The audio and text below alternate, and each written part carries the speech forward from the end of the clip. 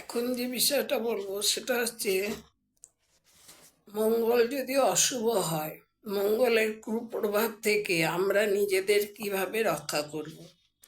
বিশেষ বিশেষ ক্রিয়া, উপায় ও উপায় নিয়ে আলোচনা করব। প্রসঙ্গত জানিয়ে রাখি, জন্মছকে মঙ্গল শুভ হলে তার শুভত্ব আরও বৃদ্ধি করার জন্য আমরা অনেকেই রক্তপ্রবাহ ধারণ করতে পারি। কিন্তু জন্মছকে মঙ্গল অশুভ হলে কখনোই রক্তপ্রবাহ ধারণ করা যাবে না। এতে মঙ্গলের অশুভত্ব আরও বৃদ্ধি পাবে, মঙ্গলের ক্ষতি করার প্রবণতা আরও বৃদ্ধি পাবে। অশুভ মঙ্গলের ক্ষেত্রে অবশ্যই বিশেষভাবে জাগ্রত করা তিনমুখী রুদ্রাক্ষ ধারণ করতে হবে। এর ফলে মঙ্গলের ক্ষতি করার প্রবণতা কিছুটা প্রশমিত হবে। অশুভ মঙ্গলের অমঙ্গলের হাত থেকে আমরা কিছুটা হলেও রক্ষা পাব। তবে কোনো প্রতিকারী মঙ্গলের অশুভ প্রভাব থেকে সম্পূর্ণভাবে আমাদের রক্ষা করতে পারে না। কিছুটা হলেও গ্রহের অশুভ প্রভাব আমাদের সকলকেই ভোগ করতে হয়। সঠিক প্রতিকার গ্রহের অশুভ প্রভাব কিছুটা কম করতে পারে।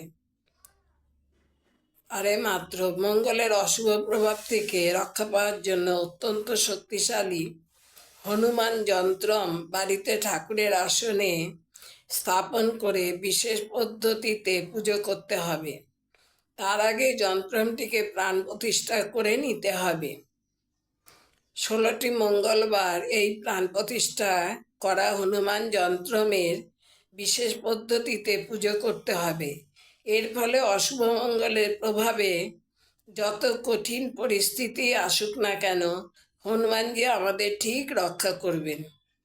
ঠাকুরের আসনে উত্তর দিকে এই যন্ত্রম স্থাপন করতে হবে। যন্ত্রমের মুখ থাকবে দক্ষিণ দিকে। যে পুজো করবে তার মুখ থাকবে উত্তর দিকে।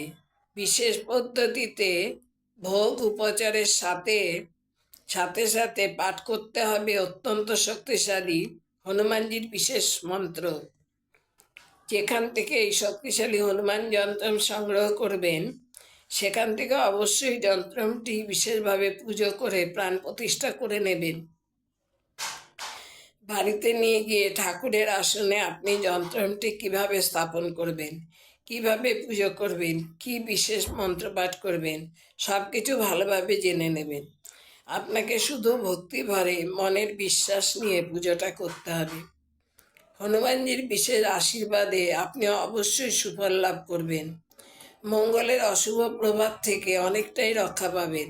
তাই জন্মছকে মঙ্গল অশুভ থাকলে অবশ্যই বিশেষভাবে জাগ্রত করা তিনমুখী রুদ্রাক্ষ ধারণ করতে হবে এবং বাড়ির ঠাকুরের আসনে বিশেষভাবে জাগ্রত করা হনুমান যন্ত্র স্থাপন করে বিশেষ পদ্ধতিতে পুজো করতে হবে।